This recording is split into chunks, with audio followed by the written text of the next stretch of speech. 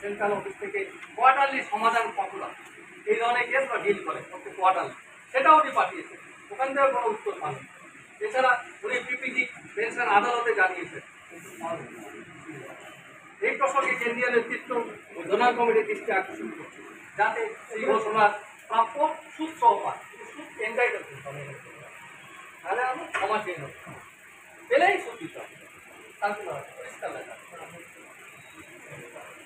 আমাদের সদস্য শ্রী বলাই সিং, ওনার স্ত্রী পোস্ট হসপিটালাইজেশনের একটা বিল প্রায় 1 বছরের অধিক সময় ধরে পেমেন্ট করছে না, ওনার রিইম্বার্সমেন্ট যাতে পান সেই জন্য জোনাল কমিটি এবং সংশ্লিষ্ট সকলের দৃষ্টি আকর্ষণ। আমি ওকে নিয়ে গেছিলাম একাধিক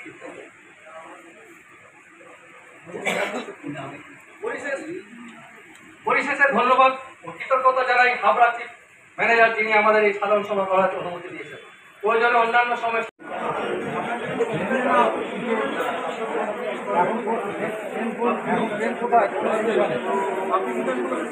কতদূর কোন স্টেশনে ট্রেন?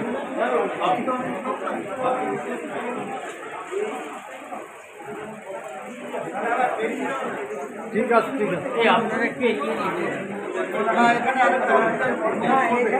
আসছেন আসছেন।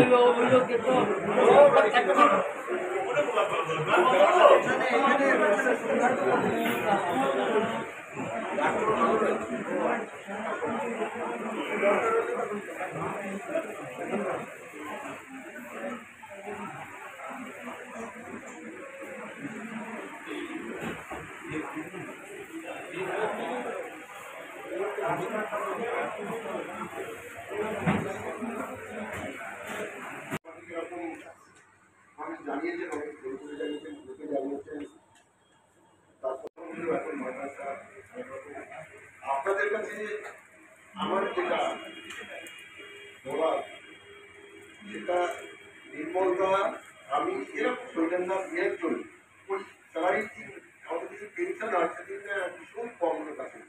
আপনারা একটু ওই দিন আসুন, আজকে ওই যে সমস্যাটা আমার বিল নিয়ে যে সমস্যাটা হচ্ছে, আমাদের বহু ইউনিট এই যে রিপোর্টটা এর সঙ্গে আরও কিছু ইনফরমেশন একটা বই তৈরি করে, তাতে অনেক বিজ্ঞাপন জোগাড় করে স্থানীয় এলাকা থেকে।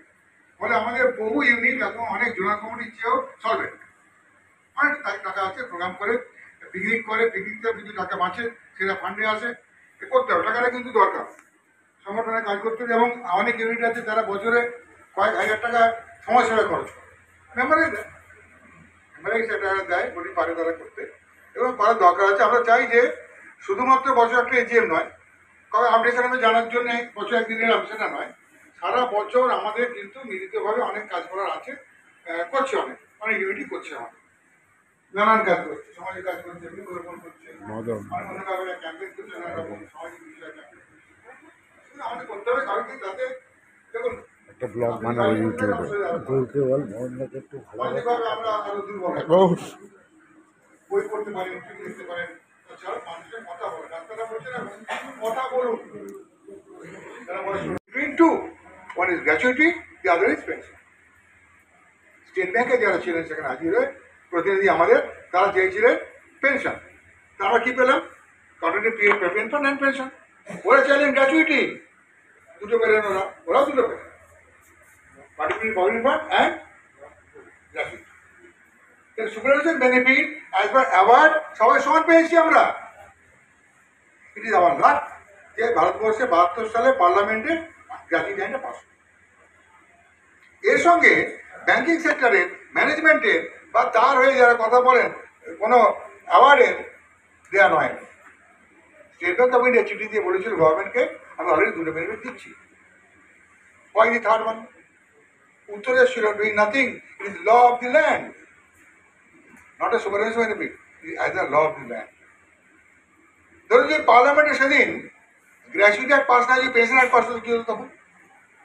আমাদের পেনশনটা পেয়ে যেত না, যে আইন নয়। আমি কি বলতাম আবার আমি পেনশন পাচ্ছি, আমি কি বলতাম তখন? বলা থাকতো না। কাজে যে থার্ড ওয়ান যে তোমার চেঁচাচ্ছ, এটা আমরা অ্যাওয়ার্ড অনুযায়ী পাইনি, এগ্রিমেন্ট আমার ম্যানেজমেন্ট আমায় দেয়, যেটা ম্যানেজমেন্ট আমাকে দেয়, that is supervision benefit. Management তার জন্য ইতিহাস, আর ইতিহাস আগে হয়ে গেছে, যখন ডেকেছে আমাদের কাছে। ভারতবর্ষে এর আগে কোনো পেনশনার ফেডারেশন নেতৃত্বকে সরকার বা আইডিএ কোনো আলোচনায় ডাকে you are always the first organization ডাক পেলো অ্যাটলিস্ট কথা বলার জন্য। হ্যাঁ, পেছনে কোর্টের সাপোর্ট ছিল।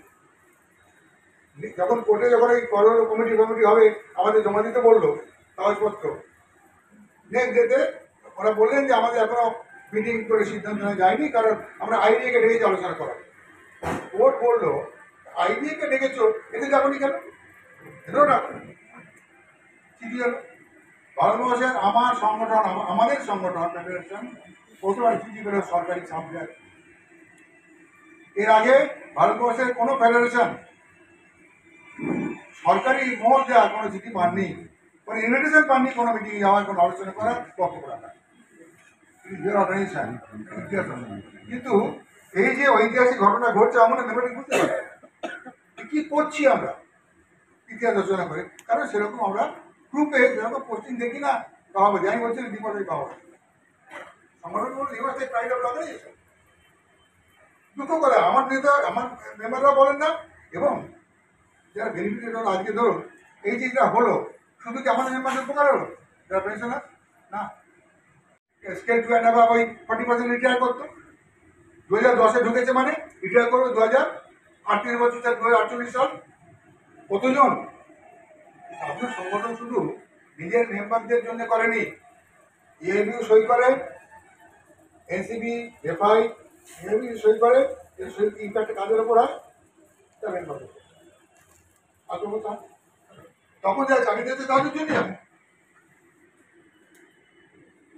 আমাদের পেনশন অপারেশন নেই, আমার হবে। কিন্তু আমার সংগঠনের জন্য যেটা ঘটলো আমাদের নয়, যারা এখনো ব্যাংকে চাকরি করছে অফিসার, তাদেরও হলো প্রকারটা। দুঃখ কোথায়?